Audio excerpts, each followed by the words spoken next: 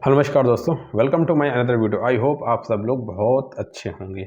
आइए आज एक और नई वीडियो नए टॉपिक की शुरुआत कर सकते हैं। सबसे पहले जो लोग चैनल पहली बार हैं, चैनल को सब्सक्राइब करना बिल्कुल मत भूलिए, जिससे आप लोग को न्यू नोटिफिकेशन और नई अपडेट आपको मिलती रहे। आइए आज हम जानते हैं कि किसी व्यक्ति को लोन लेने के लिए कितना सिबिल स्कोर होना चाहिए। अक्सर करके हम लोग इस बात को सुनते हैं कि हमारा सिबिल स्कोर चाहिए लोन लेने के लिए, तो उससे केवल सिबिल स्कोर के साथ साथ आपका इनकम प्रूफ भी होनी चाहिए साथ में। तो आइए कोशिश करते हैं जानने की कि किस लोन पे कितना सिबिल स्कोर होना चाहिए और सिबिल स्कोर के क्या फ़ायदे हैं, सिबिल स्कोर अच्छे रहने के क्या फ़ायदे और ख़राब रहने के क्या फ़ायदे हैं। देखिए, एक प्रकार से सिबिल स्कोर एक ऐसी ऑर्गेनाइजेशन है जो कि जहाँ पे किसी व्यक्ति के फिनेंशियल लेन देन का एक ट्रैक रिकॉर्ड रखा जाता है।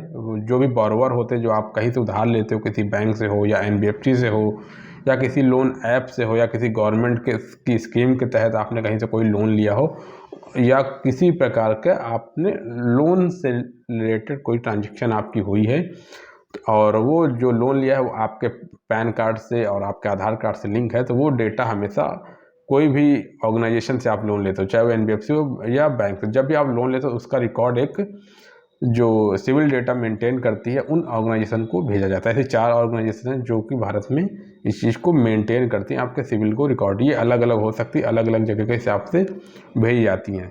तो कहीं से भी आप किसी बैंक से लोन लेते हो तो वो हर महीने 3 महीने पे उनको रिकॉर्ड भेजते रहते हैं कि आपने 3 महीने में आपका कैसा स्टेटस रहा, फिर वो ऑर्गेनाइजेशन अपडेट करती है सिविल पे।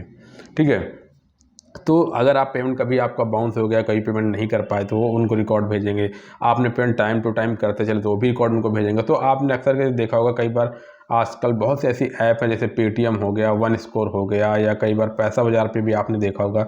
वहाँ सिविल पे आप जाकर क्लिक करते हो, अपना मोबाइल नंबर से रजिस्टर करते हो, तो वहाँ पे आपको दिखता है कि किस किस बैंक से कौन कौन सा आपने लोन लिया, कितने रुपए का लिया, कितना पे कर दिया, कितना बाकी है, कब बाउंस हो गया, कितने लोन क्लोज हो गए, कितने अकाउंट एक्टिव है, कितने इनएक्टिव हैं।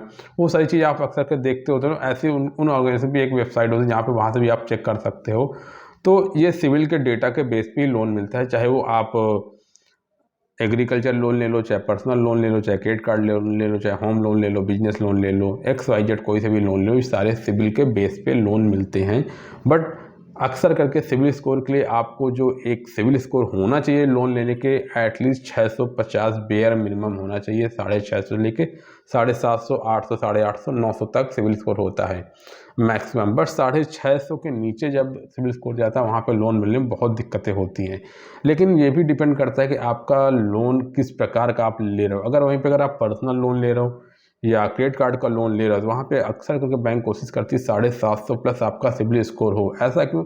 क्योंकि वहाँ पे एक प्रकार का अनसिक्योर्ड लोन होता है, वो बहुत ज़्यादा हाई रिस्क होता है कि आप पैसा पे करोगे नहीं पे करोगे। अगर वहाँ पे 750 आपका सिबिल स्कोर है, 800 है, 820, 830, 40, XYZ कुछ भी होता है 750 प्लस, तो उससे एक क्रेडिबिलिटी बनती है कि नहीं, आप व्यक्ति सही हो, आप हमेशा पैसा टाइम पे करो, तभी आपका सिबिल स्कोर 750 है।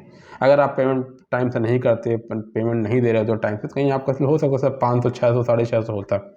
तो इस वजह से भी 750 पे अनसिक्योर्ड लोन मिलते हैं।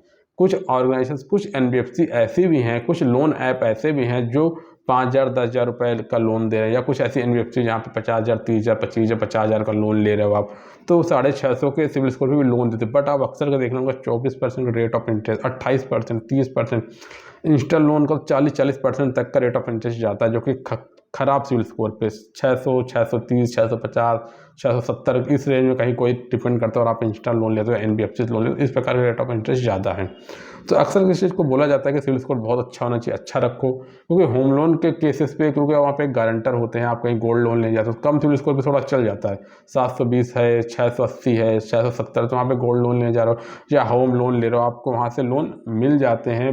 अपार्ट फ्रॉम कि आपकी सैलरी इनकम अच्छा हो, आप रिपेमेंट टाइम टू टाइम कर हो सकता किसी रीजन से अगर आपका सिविल स्कोर खराब होगा तो वो लोन दे, क्यों? क्योंकि पता है कि आपको होम लोन दे रहे हैं, अगर आप पैसा पे नहीं करो तो आपका जो घर है उसको रिकवरी कर लेंगे घर को बेच के। बट यहीं पे अगर पर्सनल लोन है या क्रेडिट कार्ड का लोन है, इंस्टा ऐप से लोन है, तो वहाँ पे सिविल स्कोर पे दिक्कत होती है।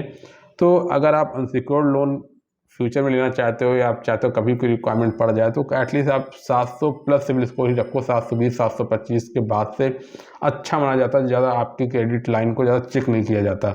नहीं तो अगर सिविल वही 600, 650 तो डाइसी होता है, 50-50 होता है। अगर वहीं पर 750, 720, 725, 740, 770, सिविल है तो आपको ईजिली लोन मिल जाते हैं।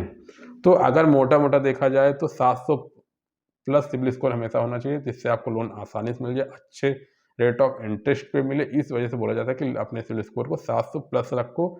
तो 700 नीचे आ जाए तो थोड़ा सा अवॉइड करो, अननेसेसरी इंक्वायरीज को अवॉइड करो, छोटे छोटे लोन्स को अवॉइड करो। कम से कम कोशिश हो जितना लोन ना लेना पड़े, अवॉइड करो लोन को। बहुत इमरजेंसी पे लोन की तरफ जाना चाहिए, तो आपका सिविल स्कोर अच्छा रहेगा और आप लोग 700 प्लस का सिविल स्कोर इंप्रूव करेंगे। सिविल स्कोर आपको अच्छा, अच्छे ऑफर मिलेंगे, टाइम टाइम लोन मिलेगा, प्री अप्रूव लोन आपको मिल सकते हैं। तो बहुत सारी चीज़ें हैं, बस सिविल 700 प्लस रखने से बेस्ट ऑफर मिलते हैं। आज के लिए दोस्तों इतना ही, यही आप लोगों की बेसिक सी अपडेट्स थी, वीडियो बताने का दिल किया थे। दोस्तों अगर वीडियो आपको अच्छी लगे लाइक कीजिए, सब्सक्राइब कीजिए। आज के लिए इतना, थैंक यू सो मच।